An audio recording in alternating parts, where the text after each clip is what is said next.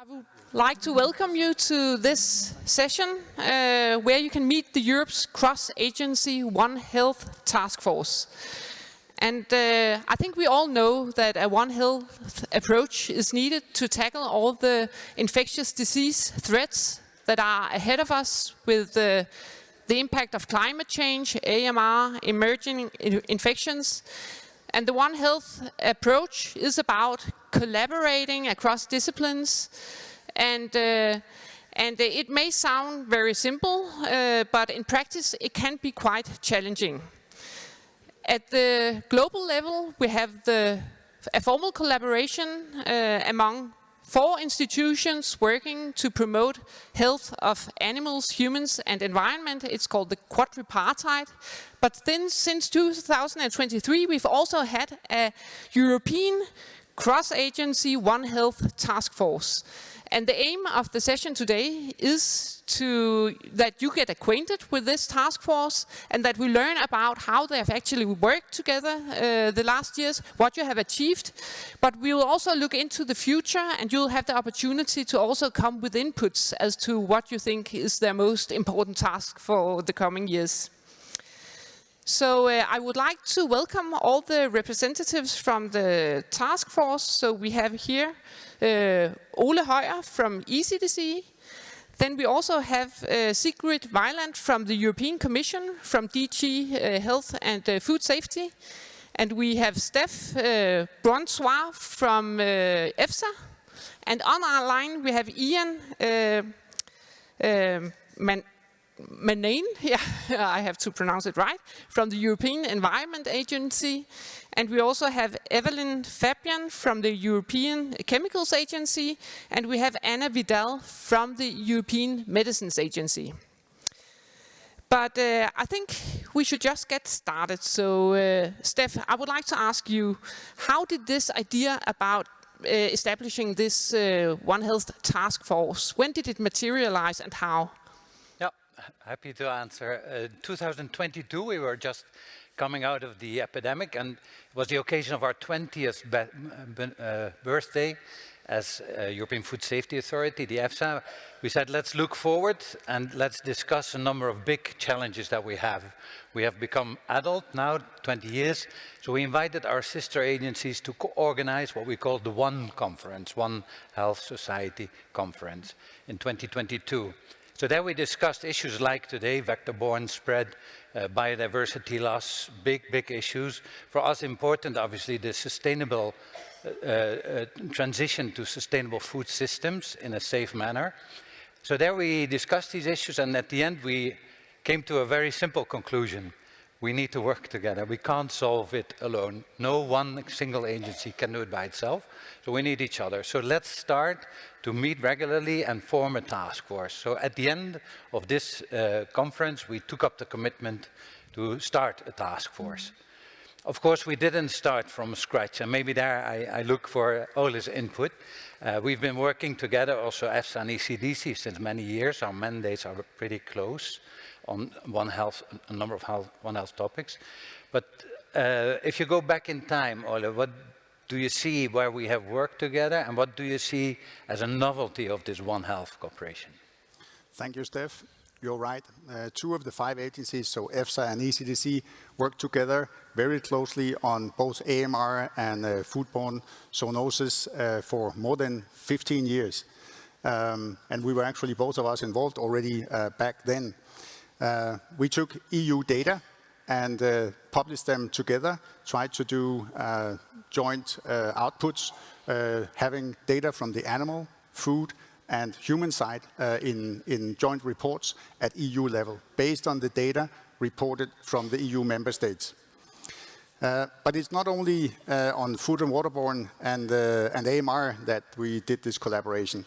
There was more recently also collaboration between EFSA and ECDC on avian influenza.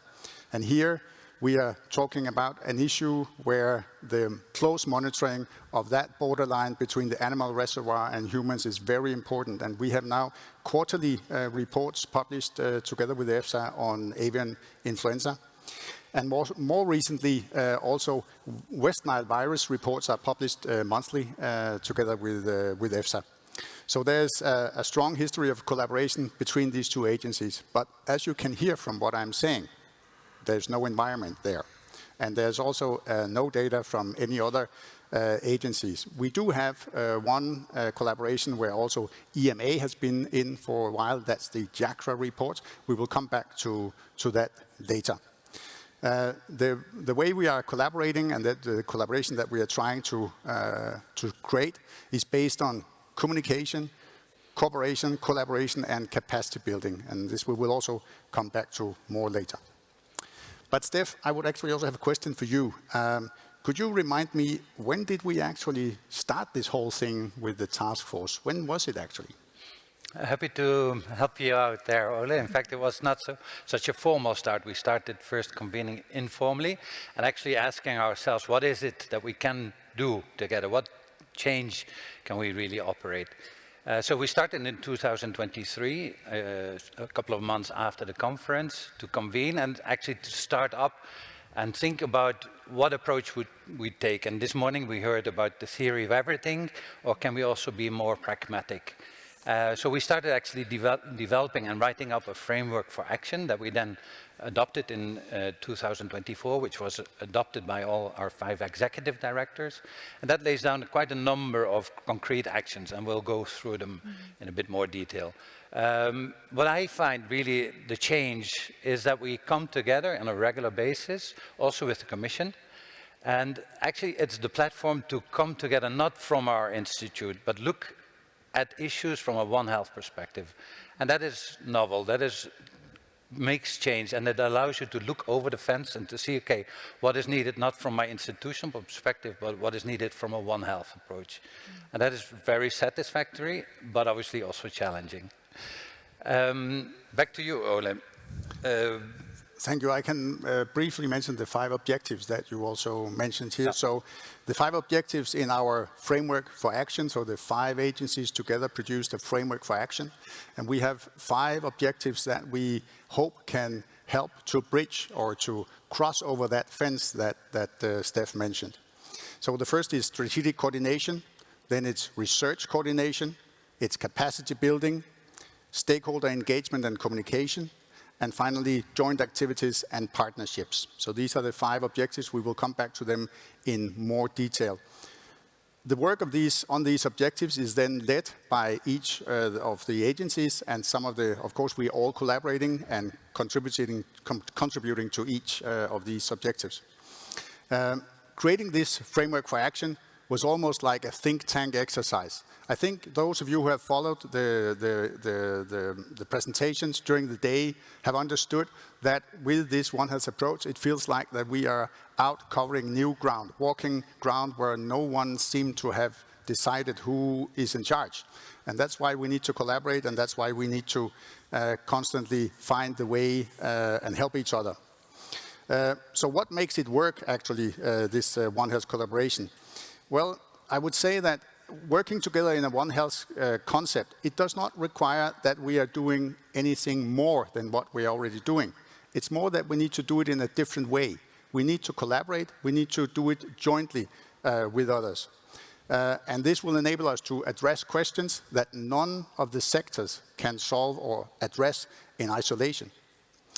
But there are also challenges, of course, and one obvious challenge that I think also came clear from some of the previous presentations in the day was that in each sector, there's a separate legal background. There's for each, in this case, at EU level, for each agency, they have a separate mandate. They started their separate data collection, and there's separate legislation behind that. And now we are trying to work together. We are actually asked to now collaborate over an area where no one was given the authority to govern. So we're trying to bridge this, and this is what we are trying to demonstrate here at EU level with the cross-agency task force, and hopefully with the aim to also have an impact in the member states that they can do the same.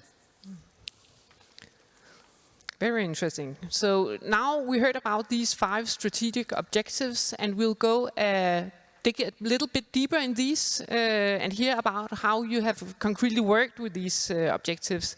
And Ian, will you start to talk to take the floor and tell a bit about the strategic objective 1?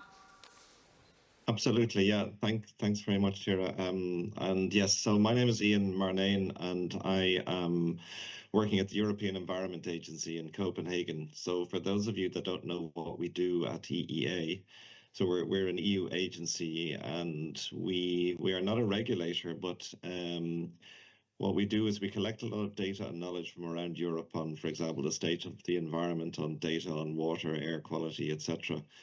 And we try and use that to support policy development, policy implementation, and measuring progress against policies, against European policies in the environment area. So we're very happy to be part of the One Health Task Force, and we're helping to coordinate Strategic Objective 1, which is in relation to strategic coordination. And essentially, within that objective, there are three main elements. So the first one is around providing strategic support to the One Health agenda in Europe. So it's about increasing awareness of One Health more generally, and also the role that the agencies have to play in that. And I have some specific examples in relation to that. And then we have another element around strengthening the implementation of One Health within and across the agencies, because obviously each of the agencies may have been involved in One Health to a greater or lesser extent. So trying to bring all of the agencies on board as well in that process. And then to align the agencies' involvement in key One Health topics, so to decide where we're going to work and how we're going to work in a way. So if we think, just to give some examples of well, I suppose the reason why we're doing this is that we do want to promote strategic exchange across the agencies, and we realize that, as was said already, that we can't work in isolation on some of these topics. And we'll have an example later on which demonstrates this. And it's about working out how we can work together more effectively to solve some of these more complex issues. So if we think about, for example, providing strategic support to the One Health agenda in Europe, so some of the things we've been doing there, for example, is we've published a number of scientific papers, journal papers, one more broadly on this framework for action, and then a second one around the scientific cooperation among the One Health agencies and how that's progressing. And we're also in the middle of developing a broader One Health newsletter, which will be available to anybody. So the idea is that this would highlight the activities that are going on within and across the agencies on the topic of One Health as well. And so that will be, once that's ready, we'll be looking for people to register for that. So anybody can register and they can receive the newsletter, and it will have updates on those activities. And then if we think about the objective around strengthening implementation within and across agencies, so every year the agencies and all of the agencies develop what's called a single programming document, which essentially sets out our work plan for the year. And there, for example, we as agencies try to make sure that we include a similar level of ambition in our work plans around the work that we're going to do on One Health, and how we're going to support the work of the task force as well. And then the third element there is around aligning the agency's involvement in One Health topics, because we all work in slightly different ways. We have different mandates and different remits. So it's about sort of working out how we can work best together on that. And maybe I would hand over to you, Evelin, to talk about specifically this task 1.3 on aligning the agency's work. Thanks, Ian. Thank you, Ian, and good afternoon, everybody. Yeah, Evelin, yes, you can also give your view or tell about your work on the strategic objectives, please. Yes, thank you.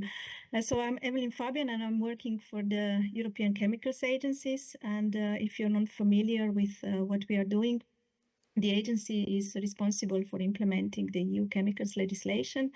So we are also delivering independent scientific opinion that are the basis for union actions on chemicals. And through our work on chemical safety, we are also contributing to One Health. And as mentioned, I will say a little bit more about the activity under Strategic Objective 1, which is about involvement of agencies in key One Health activities. and where we are trying to, if possible, streamline working practices for joint activities. What we are doing, we are basically examining the different mandates that agencies have, different work practices, how agencies receive the work, what is the basis for their work, how they deal with mandates which we received from Commission, and also how we carry out our scientific tasks, how we adopt and disseminate outputs. And at the same time, we are also reviewing existing practices that are already in place between the agencies in collaboration. So for what kind of information exchange mechanisms we have on the work plans, then how do we exchange data, exchange documents, and also how we work currently on joint activities in working groups. While doing this, we are of course discovering a lot of similarities, but also many differences, and we are specifically highlighting several best practices, and we try to make recommendations for the future how to streamline our working practices, and in particular ensure that there is interaction between the agencies already very early, or when we find topics to work on very early, in order to see whether interagency collaboration and One Health approach would be necessary, so already at the problem formulation stage, and then also in order to avoid scientific divergences. In addition, by taking into account lessons learned from past activities, past joint activities, we are also developing a procedure for creating and establishing joint working groups, and this procedure aims at setting up steps which need to be followed and which would guide the agencies from preliminary discussions up to the end when we deliver our final outputs. And we believe that by defining these steps clearly and harmonizing the approaches, we would ensure better consistency and also efficiency in our collaborative cross-agency work. Thanks, Evelyn. Then we'll go to you, Steph. How have you worked with the strategic objectives? Yes, I'm happy to say a word on the research coordination, which is strategic objective 2.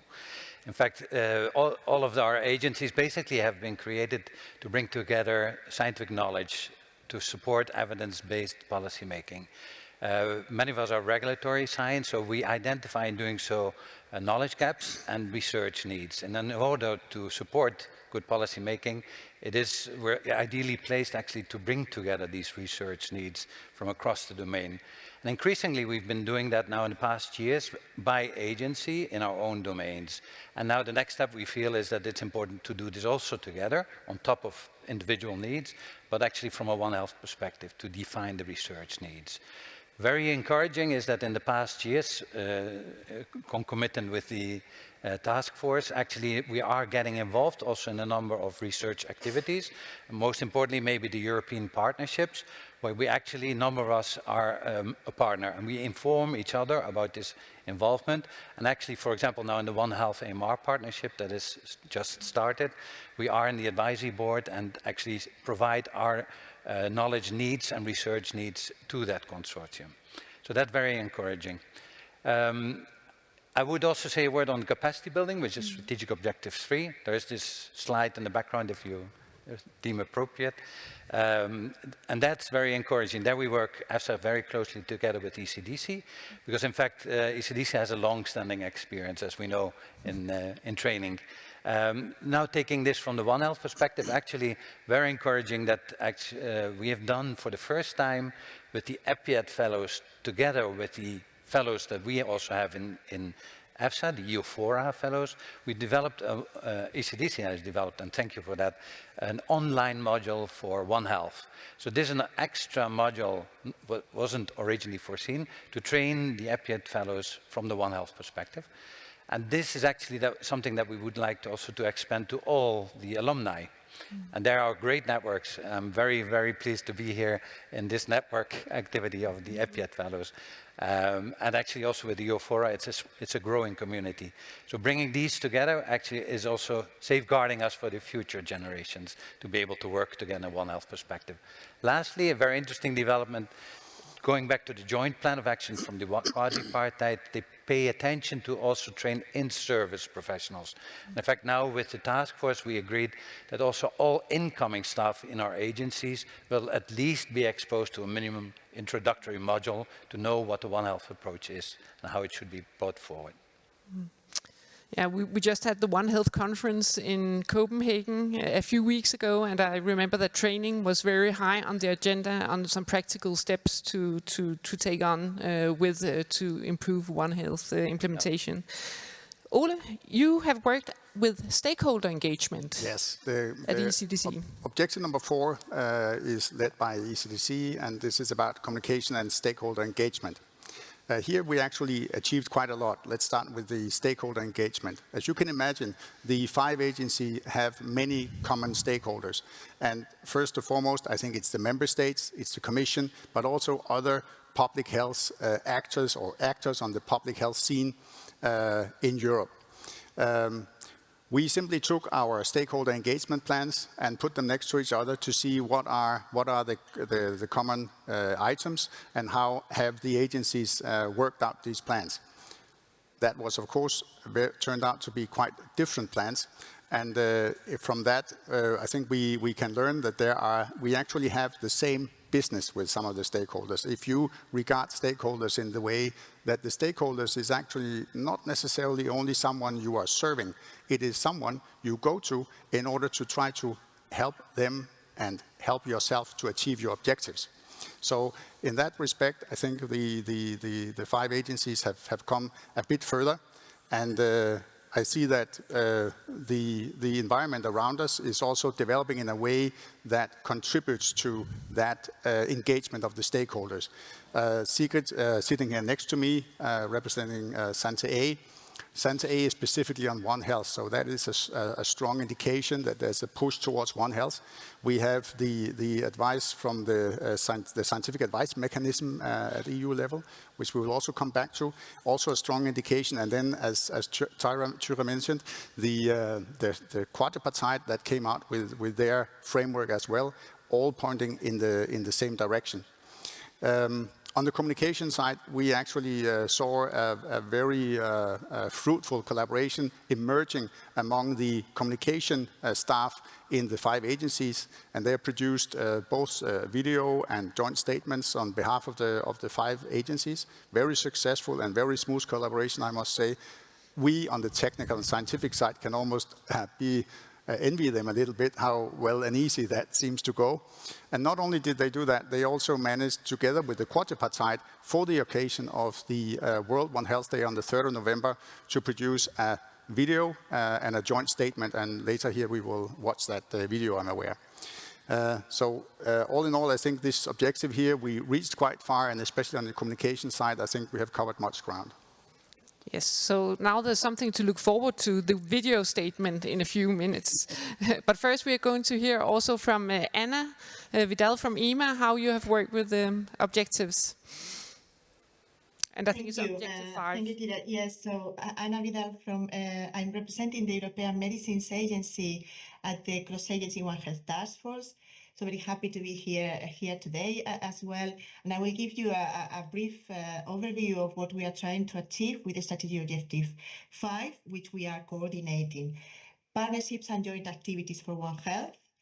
So we are building, of course, in the existing and long-standing areas of collaboration that my colleagues already have mentioned, AMR and zoonotics. So this objective is an opportunity to actually look and identify and map other activities, other existing and also future activities within the realm of our own mandates, of course, to see where collaboration can be expanded further. So this objective will serve multiple purposes. I mean, not only the identification of potential One Health topics, but also to identify synergies, overlaps, areas where we can come together, identify data needs, knowledge gaps, And one of the purposes, for example, is to facilitate identification of scientific areas where the agencies can benefit from staff exchanges, for example. Staff exchanges are a very important cooperation tool and collaboration tool that, of course, we are exploring to enhance our One Health collaboration. The staff exchanges bring opportunities to, of course, share knowledge and expertise, but also best practices. And I think very importantly, will allow our staff to actually have be exposed to the different practices between the agencies and to gain different perspectives from the different agencies. And I think we think that is very important, of course, to enhance the cooperation on One Health. So we agencies are already looking and coming up with proposals for staff exchanges for next year, for 2026, and we will do that in future. Contributing, as I said, to enhance, of course, our cooperation activities. So I think this is, in a nutshell, a bit about strategy objective 5. So thank you. Thank you so much, Anna. Now we would like to also hear more about some concrete examples of something you have produced together. And I think Ian has a nice case study that he would like to present. Yes, absolutely. So I think it's useful to try and put this in context by presenting a case where we actually saw the need to work together, because obviously one of the key points around this is that there's work that we can't do individually as agencies because it spreads over a wider mandate, and hopefully this helps to put this into the theory into practice. So I'm going to talk about a recent assessment that we did together relating to the use of azole fungicides. So maybe not the sexiest of topics, but it sort of represents the way that a good example of how the agencies work together. So just to, I suppose, explain a little bit the background. So Aspergillus is a common type of mold or fungus that's found everywhere, especially, for example, in soil or decaying plants.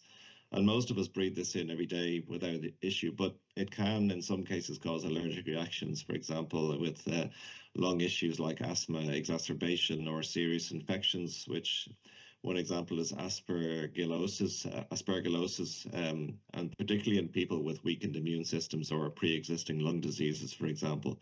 And then this can affect the lungs, kidney, or other organs. And these azoles represent the primary treatment option for aspergillosis in humans. And other than their use as human medicines, they're also widely used as fungicides, for example, within plant protection products for the control of fungal diseases in plants, as biocides, and in particular, for example, as wood preservatives, and also as veterinary medicinal products as well, and also in industrial chemical production. So they're very, very widespread. And for example, industrial chemicals, they're used as intermediates or dyes or in cosmetics. And we see that we see issues in relation to the emergence of azole-resistant aspergillus, and that's diminishing the effectiveness of azole therapy of patients with aspergillosis. And so this issue of azole resistance, it could, for example, develop in the host itself during azole therapy. So that's known as the patient route. But may also develop in the environment following exposure to azole fungicides, and this is the environmental route. So one of the objectives of this study was to look at these environmental routes, or the environmental route and the patient route, and see how they could possibly be contributing to the emergence of this azole resistance. And I suppose the reason why the One Health approach was particularly useful in this case was because it covers human medicines, veterinary medicines, it relates to chemicals, it relates to food production as well, it relates to human illnesses and diseases. So again, it's not really an issue that's fully within the remit of any one agency. So in this case, there's a very clear requirement or a very clear benefit from all of the agencies working together to actually investigate this and assess try and better understand the issues here and where this azole resistance is actually coming from. So it included all of the agencies that are here today, and also with input from the Commission through the JRC and DG Sante as well. So some of the outcomes of the assessment that the agencies produced together. So, for example, we identified that over a 10-year period, approximately 120,000 tons of azoles were sold for non-medical purposes, and nearly all of that was for plant protection products. And through the review of the evidence, there's substantial evidence that supports a link between azole resistance through azole fungicide exposure in the environment and cross-resistant selection to medical azoles in Aspergillus species. So this is essentially highlighting that this environmental route of resistance selection is actually quite significant. And this is particularly the case, as I said, for plant protection products and for the use of plant protection products, where most of that 120,000 tons has been used. So essentially the use of these azoles in the environment is likely a significant contributor to the development of azole resistance. As part of the assessment, we also looked at the concentrations of selected azoles in surface waters and groundwaters, and in some cases, for example, identified exceedances of aquatic safety thresholds in surface waters, less so in groundwater. And then as part of the assessment, we also identified environmental hotspots for resistance selection. So these are environments that support the selection and dispersal of azole resistant aspergillus. So for example, for plant protection products, the relevant scenarios included stockpiling of agricultural waste, and then their possible use for soil amendment or fertilizers for various agricultural crops, such as, for example, indoor fruit growing, things like vegetables, wine, grapes, maize, sugar beet, etc. And then for biocidal products, the relevant scenarios included the use in freshly cut wood in relation to wood preservatives. There was less evidence then in relation to veterinary medicinal products and industrial chemicals as well. And so the outcomes from this were actually quite interesting and quite impactful. And one of the things that we did after this as well, and was to look at the lessons learned from this, and looking back at how the project went, what could we do that would help to improve future projects of a similar nature where all of the agencies were involved. So I'll just go through these quickly, but overall, as I said, the project was very successful. The outcomes, I think, were quite impactful and increased our knowledge in this area. We identified issues, for example, or areas where we could improve in relation to administrative procedures, because agencies have different ways of, for example, dealing with confidentiality or sharing of data between agencies. So we can address issues there to, for example, improve the efficiency of the process. In terms of resources, each of the agencies, there's different size, and some had more limited resources than others in terms of what they could allocate. And then every agency doesn't get mandates from the Commission in the same way. So how we approach and how we resource this work can be different. Also then in relation to the planning and execution, we had various different work streams in this, and there was overlaps between the different work streams. So again, making sure that there was clear terms of reference and that there was no issues with conflicts or potential inconsistencies between the outputs from these different work streams as well. So important to have that coherence across the work streams. And then another couple of things was the approval procedures within the agencies and how we internally get approval, for example, to publish these kind of documents, and scientific outputs varied across the agencies as well. And finally then around the editing and reviewing process, who's going to do that? How do we align and make sure that the expectations in relation to quality are met across all of the agencies? How do we communicate the outputs jointly and consistently across all of the agencies in terms of the way that we communicate our reports? And then what do we do next? So this is after we've taken the lessons learned from this.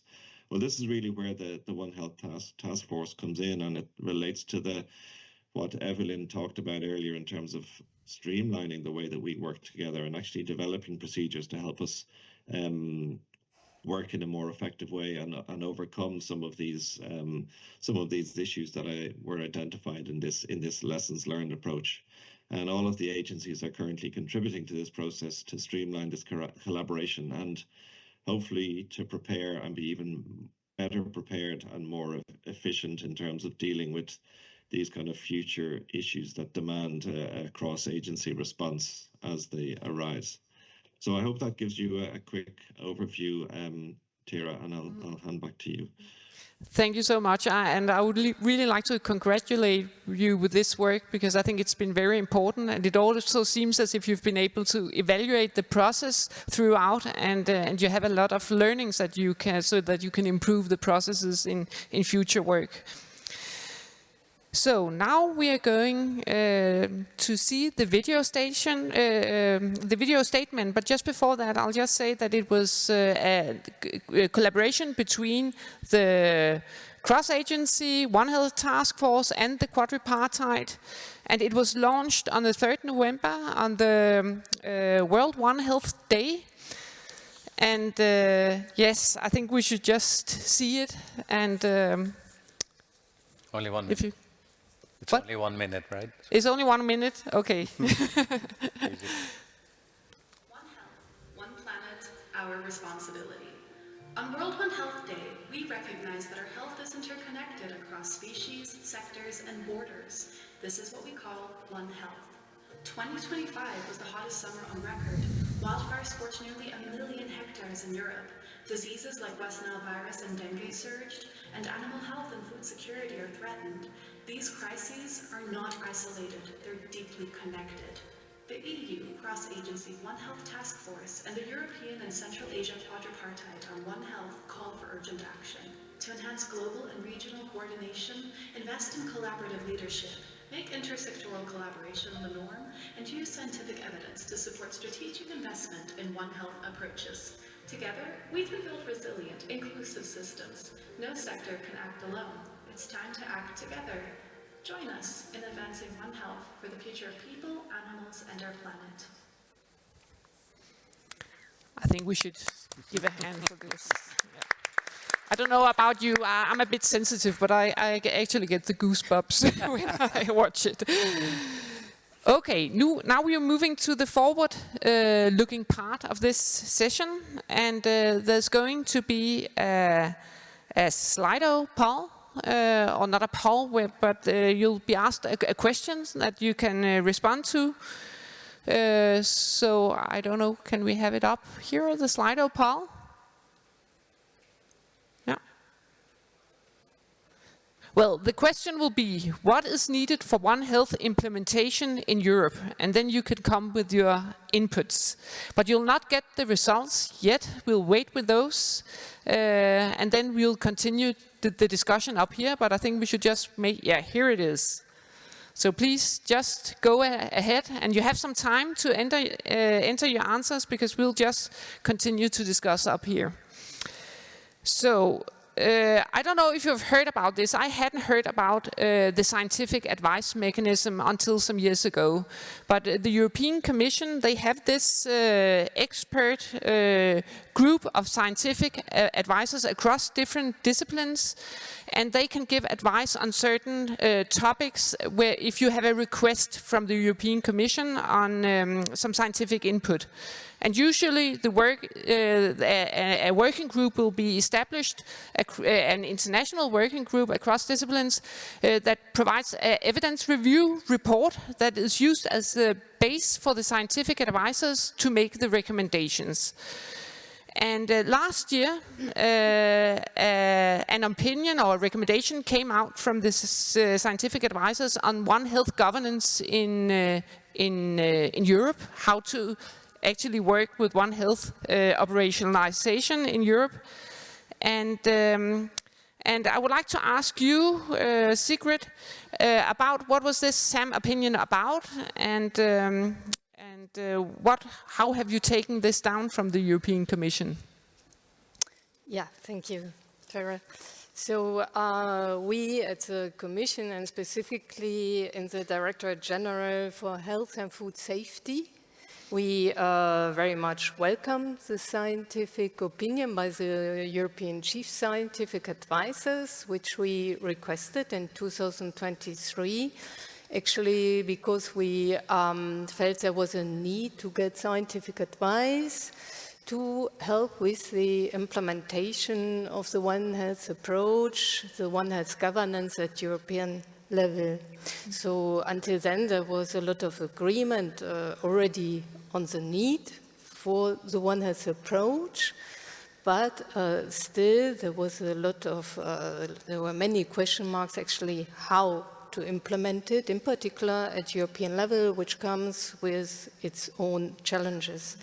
So this opinion was then delivered, as you said, last year, so really at the right moment. It's a transition towards a new commission, which we have now.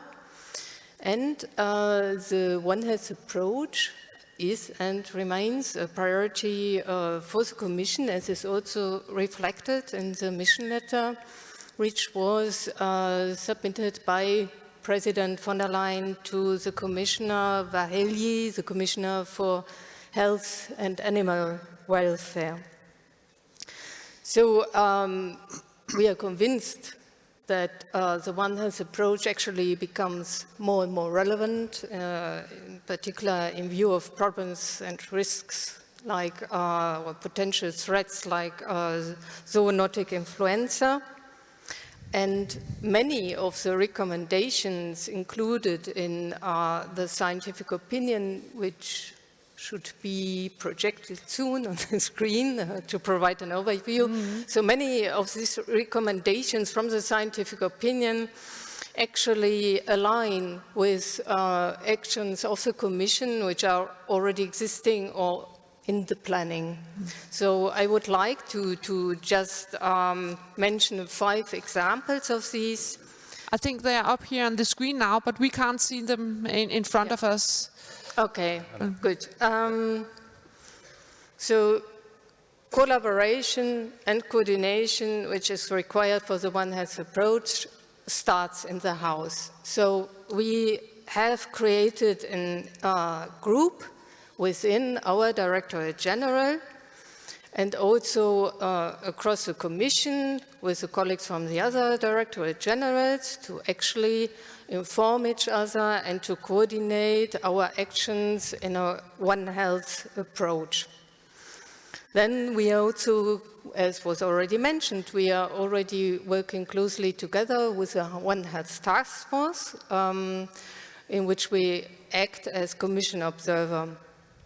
And a third example I would like to mention is the AMR One Health network, in which we, together with experts from the member states and with stakeholders from the 3 sectors, human, animal, environment, exchange experiences and best practices. Then a brand new thing is that on next Monday, actually, a new thematic network on One Health will be launched on our health policy platform.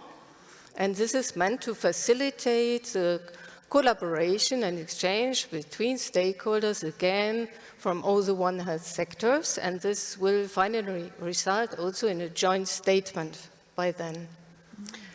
And then last but not least, I would like to mention the life science strategy of the Commission, which was adopted in July this year, and which emphasizes also the One Health approach for research and commits to promote the One Health approach in research and innovation, and together with the member states also to provide guidance on transdisciplinary research, in research and innovation.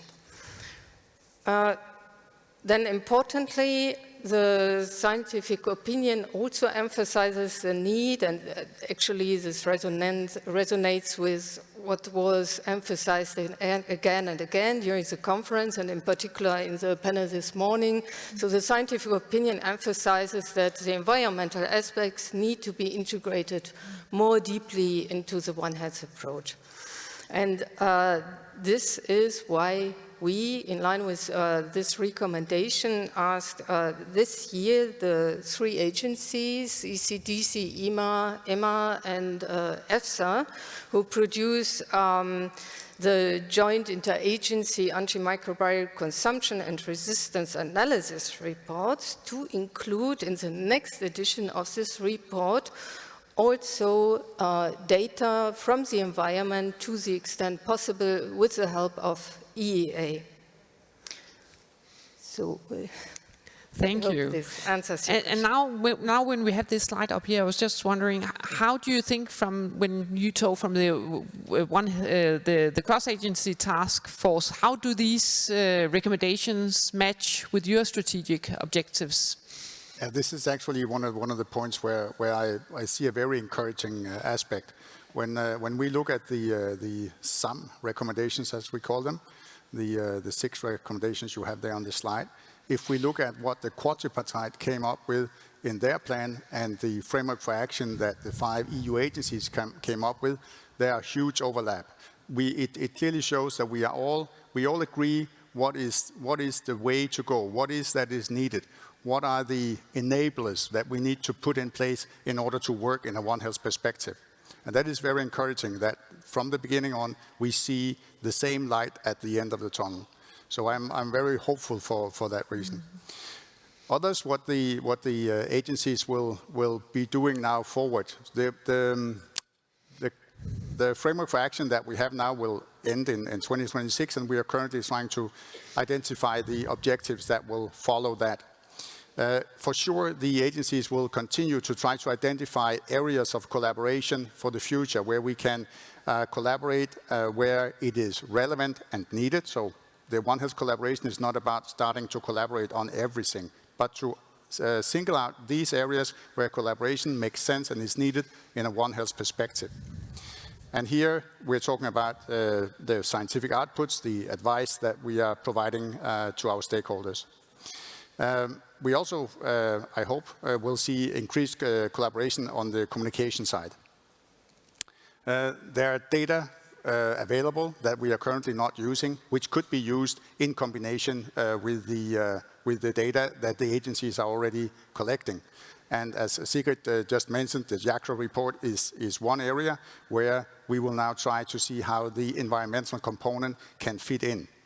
And thereby there would be 4 agencies involved. Currently, it is a collaboration between 3 agencies, and we're using data from 5 different surveillance systems. So that is actually already very close to a One Health approach. It's actually, I would say, a flagship example, next maybe to the ASOL example we saw there. But the ECHA report has been produced every 3 years for more than a decade. So that's a strong example that we will continue to pursue. Mm-hmm. Then when I hear what you say, Ole, then I would like to ask you, Sigrid, what do you think about these visions or these future work that will be in the focus of the cross-agency task force? How do you think of that from the European Commission? So in the EU, as in the whole world, we are confronted more and more with interconnected problems, multifaceted, multidimensional problems, such as threats related to geopolitical conflicts, climate change, AMR, and new or re-emerging pathogens. And such complex problems can only be addressed and ideally prevented in a collaborating way across policy areas, across sectors, and across disciplines. Mm-hmm. And the One Health approach has to play a very important role in this. So I think that actually there will be an even increasing need for scientific evidence and advice to be delivered in a One Health approach, such as through, for example, the ECHA report. Another example of such a collaborative approach is actually the interagency working group on AMR, which has been requested also by our Directorate-General to the agencies. And actually all the 5 agencies which are present today and which work together in the One Health Task Force, they will collaborate in this working group, which will provide an effective platform for them to exchange information on a regular basis and to discuss together incoming requests and mandates. Now, that climate change has played such an important role in the panel this morning, I would also like to mention the observatory, the European Observatory on Climate Change and Health, which is also a multidisciplinary partnership, which provides evidence on the effects of climate change on health and on adaptation measures. And this is a partnership of the Commission, the European Environmental Agency, and other European and international partners. And this really covers a broad area of different disciplines, from meteorological over epidemiological, human, medicine, environment, migration. So I think this is also a really very good example of the One Health approach in practice. So to summarize, to bring all of this together, I would say that cross-disciplinary, cross-cutting policy making really needs this type of cross-cutting scientific evidence and scientific advice as underpinning. And to ensure this coherence in One Health policies, I think it's very encouraging that you have also now this inter-DG collaboration between the different Directorate-Generals. So I think now we should go and have a look at the Slido, Paul. So here we have some of the answers to the questions that we raised, and I can see that they are sorted out in different areas where we need a strengthened One Health implementation, and collaboration is having a lot of scores, but maybe, I don't know if we could. Would you like to comment on some of these, Ole? Would you? Yes, I've actually been watching them as they came up, and I think that I can see the audience here is actually equipped with a high level of understanding of what the problems in One Health are. I think the barriers, the legal barriers, the mandate barriers that came up here, I see some of them also mentioned the data.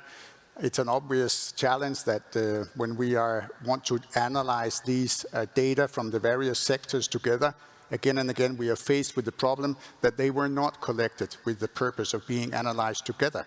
And then, of course, the idea of integrated surveillance immediately comes up in your head that we should actually have planned this from the beginning. But now we're dealing with the data we have. We're trying to make sense of these data that were collected in the sectors to use them in an integrated way. And then we'll also say that I absolutely agree with what Sigrid said.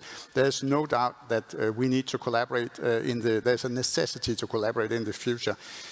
If you think for a moment about the very common question, so what is the effect of climate change on the occurrence of infectious diseases? Think of that for a moment. No one alone in one of the sectors will be able to answer that question alone. This question can only be answered to in collaboration. So I think that's one clear example of where we need in the future to collaborate. So I assure you that we'll collect all these proposals that have come in through the Slido poll. But we also have some questions online for the panel, and you feel free to ask questions using the app, or you can also use the microphone. But there's one here for all participants.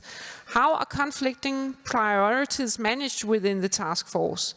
And there's an example. Tetracyclines are often used as tracers in oral rabies vaccines, while protection against rabies is a high priority. This practice may worsen AMR, which is also a priority. So these challenges where you have to kind of balance the different interests, how do you deal with that in the... Not straightforward. We do have experience actually, for example, from the risk-benefit assessment, where you need to weigh countermeasures, what the impact may be. So there's a lot of methodology to put things in perspectives. I think one important step that we will need to make is from an informal way of cooperation, looking for each other, because we realized that the problem is too big to address, to a more structured and formalized and resourced support structure. Then probably we can define criteria also to put in perspective these different policy actions that we need to take, make choices, we can't do everything at the same time, and then put the necessary resource as Europe, as we're speaking now about the European level, together with the member states on a certain number of topics. Are there other questions, or do you also have some comments to that question? Well, I think there's a related issue. You can say that when we're talking about One Health, of course, one obvious first question is, are we doing this to benefit human health, or is it also to benefit the environment, health, and the health of the animals? And the answer would be yes, right? But obviously, in some cases, there will be conflicting priorities. And I think they must be dealt with in case by case, at a case-by-case level. But we are aware, of course, that this is the case. Then there's a question, and I think it's to you, Sigrid. What else must the European Commission do to support implementation at member state level? Yeah, so what we are currently exploring is to make actually use of the already existing AMR One Health network, to explore the interest of member states to work together on the One Health approach. So as a Commission, we are obviously very much dependent also on the interest and input by the member states. So this is something which we will certainly look into in the future. And we are already inquiring with member states. So what we can see is that there is really a growing interest that people are from the member states are looking to the Commission how we actually do this, implement the One Health approach. Yeah. Then, in addition to that, I can say that the country visits that is conducted from ECDC in relation to the serious cross-border threats to health regulation, there the countries can opt for having a One Health assessment also done. And we see from these missions that there is a high level of awareness of the need to work in a One Health concept in the member states, but the implementation is challenging, and so there's a channel there where we get information, and there's a possibility to inform and help the member states through that. And I think that once we get a few years ahead, I think many countries will have established intersectoral coordination mechanisms. That one of the objectives of the whole thing. So that, and actually these intersectoral coordination mechanisms, once you have established that for One Health's purpose, is actually the beginning of a crisis management form. And you can just add maybe the civil defense, police, or whatever you need in case it's a different type of crisis. And there you have a coordination form already. I actually have one question also to you, because What is your experience when you have your collaboration? Do you sometimes experience that you agree on something, that you kind of meet each other and have the same opinion, and then when you go back to your organizations, it's difficult to get that idea through because they are still not really in the same One Health mode as you are? One example came up already, I think, earlier in the presentation by Gerardo from EA, is the sharing of data.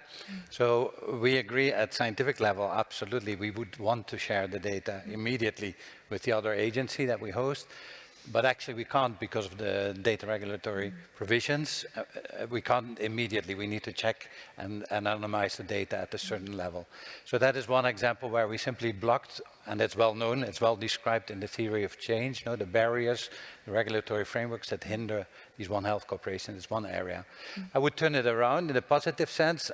Very often it happens that we as task force bring together colleagues from different domains, not only science, but also financial officers, learning and development officers. And very often it happens that when we sit together, we identify an option, an opportunity for cooperation. They say, this is actually what I wanted to do, and I learn from the other, and I can step in on the other. So I think it's really on facilitating the coming together, and then build on the institutional frameworks that we operate in. Thanks. I think we have to wrap up, so I would like to thank all the speakers today. And I hope it has been inspiring for you, both to hear about the work of the cross-agency One Health Task Force, but also that you have got inspired to do something in your own country, to reach out and establish collaboration either at the national, regional or local level, so that you have some ideas on how to promote the One Health approach in your own country. Thank you so much.